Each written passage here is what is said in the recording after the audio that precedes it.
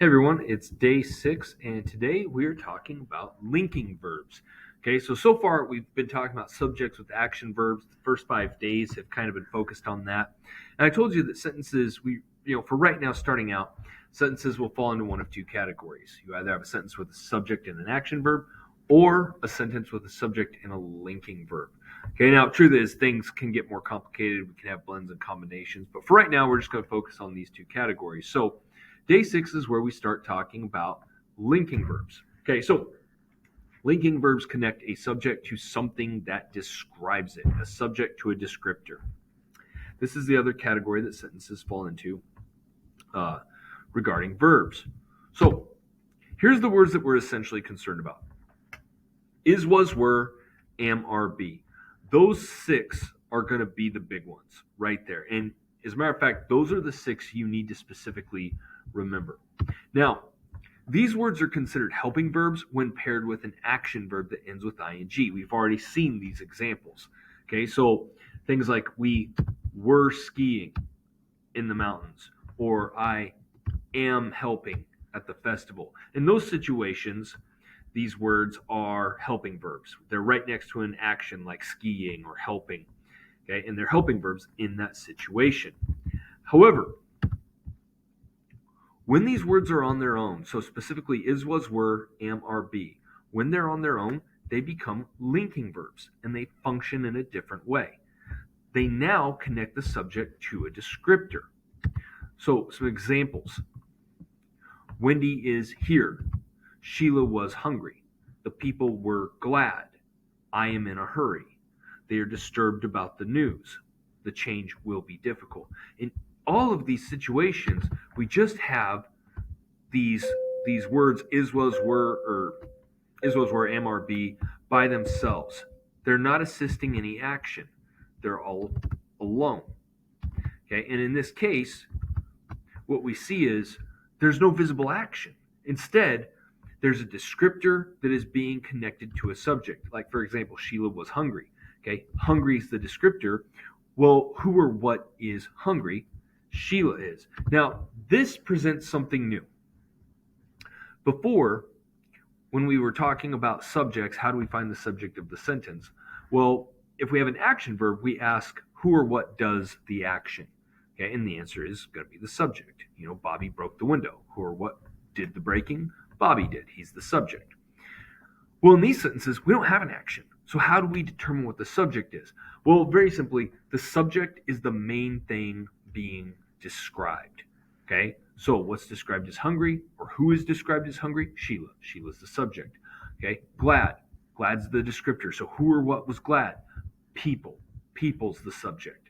Okay, even this one down here at the very bottom. Okay, difficult is the descriptor. Well, who or what is described as difficult? The change. Okay, the change is difficult. Mr. Swinton, so could you please call 6844? Mr. Swinton, call 6844. Okay, sorry about that. You. The change is the subject because it's the main thing being described. Okay, now we're going to go just a little bit beyond here. To be honest, there are other words that can function as linking verbs and as action words. Now, I'm not necessarily going to make you know this for the quiz, but I do want you to be aware of this. So, for example, if we take these two sentences, Leah tasted the soup versus the soup tastes good. In one of these, the verb tasted, so the tasted is the verb in both sentences, but in one of these, the verb tasted is more active. Okay, the action is more visible. So think about this.